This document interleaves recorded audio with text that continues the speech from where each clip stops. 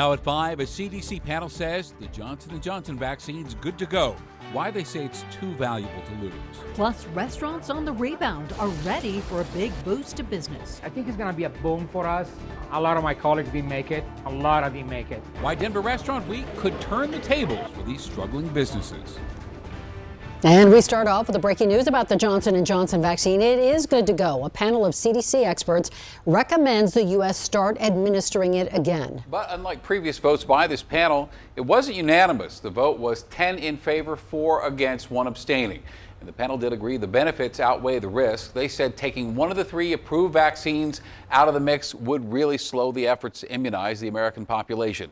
The panel also agreed the vaccine needs an updated warning label about the potential risk for that rare blood clot. Yeah, so let's take a look at why the CDC originally paused the use of the vaccine.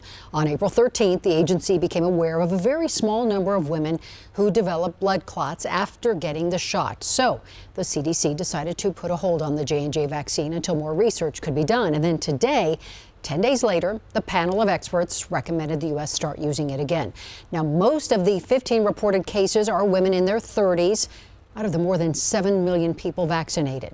The new warning label on the vaccine will recommend that women under the age of 50 should be aware of the risk for blood clots. So what's next here? CDC's director will sign off on the panel's recommendation, and then the FDA will update its emergency use authorization with these findings. Next week, the CDC will meet with doctors and vaccine providers to explain these changes. Now, in addition, the World Health Organization updated its guidance for the ASTRAZENECA vaccine to include a warning about it causing a rare blood clot. This update comes after European regulators found a possible link to blood clots earlier this month. But the WHO says the benefits of the vaccine still outweighs the risks. The chances of getting a clot is slim, affecting about 1 in every 100,000 people. Now, keep in mind, we're talking about the AstraZeneca vaccine, and it has not been approved for use here in the U.S. Moderna is working on a booster shot to protect against variants. The CEO says he's hoping to have a new shot by fall and expects to have clinical data on it next month. Now, Pfizer has said its existing vaccine appears effective against the UK and South African variants. One study on Johnson & Johnson's vaccine also found it effective against the South African variant. And here in Colorado, just under 2.5 million people have received at least 1 dose of vaccine. More than 1.6 million people are now fully immunized. For those many restaurants hoping to rebound from the pandemic, Denver Restaurant Week could not come at a better time. The weather looks great. Restaurants are now at 100% capacity, so sounds like the perfect ingredients to cook up some big crowds. Denver7's Liz Gilardi joins us live in Denver. Liz, plenty of people are already out and about tonight. And Shannon, when we visited restaurants earlier today, a lot of them were already very busy. So if you're planning to head out this weekend, it's a good idea to try and get a reservation. And we talked with chefs, we talked with restaurant owners. They said this restaurant week feels different. It also means that much more after such a difficult year. Hi. You can feel the Italian hospitality inside Il Posto. We've been quite busy. I am very grateful. Every day. Owner Andrea Fritzi survived 2 shutdowns when indoor dining wasn't an option in Denver. We lost $500,000 last year. I'm just telling you the truth. Our job was, let's stay open. And there's just something about having a busy restaurant once again. Something was really missing, and when people start to come inside, the first night that we had people inside, I just went in a corner and closed my eyes and listened people using silverware, and I almost cried. It's been a difficult journey. The Independent Restaurant Coalition lobbied for relief, and in March, Congress passed a $28.6 billion restaurant revitalization fund. Each week we get a week closer to the other side, and I think this week feels so good. But as Denver Restaurant Week gets underway, Bobby Stuckey can't help but think of the restaurants that didn't survive.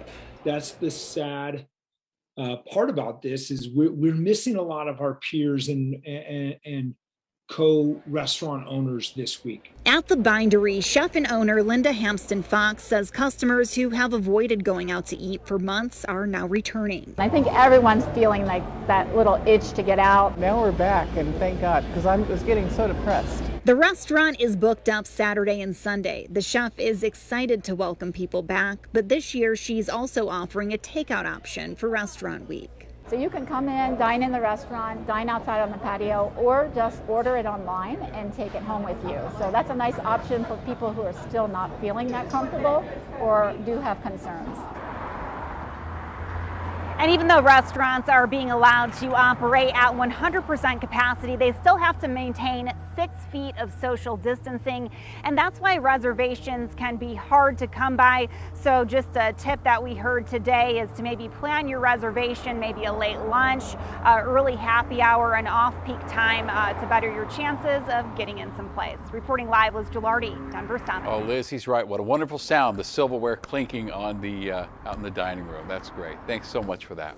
There's new federal data that reveals which states are the least and most hesitant to get the vaccine. And our neighbor to the north, Wyoming, is the most hesitant state in the country. So take a look at this map from the Census Bureau. The darker the blue, the more hesitant the state. You'll notice Wyoming is the darkest of all. About 13% of Coloradans are hesitant, but in Wyoming, it's about 33%. Massachusetts has the lowest rate at 7%. As much as we might want to avoid it during the pandemic, we all need to go get groceries. But going to the store can be a stressful experience. Well, now a new type of store is hoping to get rid of all that by just throwing away the entire checkout process. Sloan Dickey shows us how it works.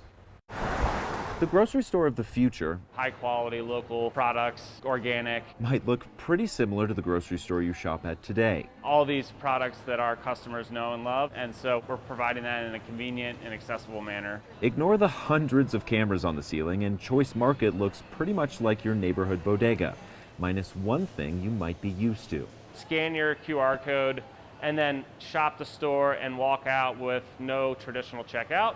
That's right, there's no checkout, no cash register when you leave. There's going to be a transition, or I guess a learning curve, probably a better way to put it. The process at Choice Markets is a little different than other stores. You start off by scanning a QR code in a check-in zone just like this. Then just like any other store, you grab your items off the shelf, and then unlike any other store, you just walk on out. You'll get a receipt emailed and sent to your mobile app within minutes. CEO of Choice Market, Mike Fogarty, calls it frictionless technology. New tracking software paired with 3D imaging allows customers to make transactions in real time at the shelf. We have over 200 cameras, some that are tracking, the actual products, some that are tracking the individuals throughout the store. This is artificial intelligence at work. The store knows the visual profile of each customer, along with the visual profile of each product. All of our cameras are hardwired into this server stack here, and it's processing the images in real time. Employees at Choice have spent months scanning each product in this box, then saving it to the store database. Sound like a bit too much information for your grocery store to have? Don't worry. Is tracking you throughout the store, not based on facial recognition or anything. And so, yeah, the privacy piece is utmost importance. And Mike says the tracking technology and AI in this store is the future of retail. Now these are commonplace terms and features that, customers look for. As we rebound from a difficult year in the coronavirus pandemic, safety is a priority. This tech and this experience really provides a lot of value. Stores like Choice Market are now banking on the hope that this technology will be the key to getting even the most pandemic petrified people back through the door. I'm Sloan Dickey, Denver7.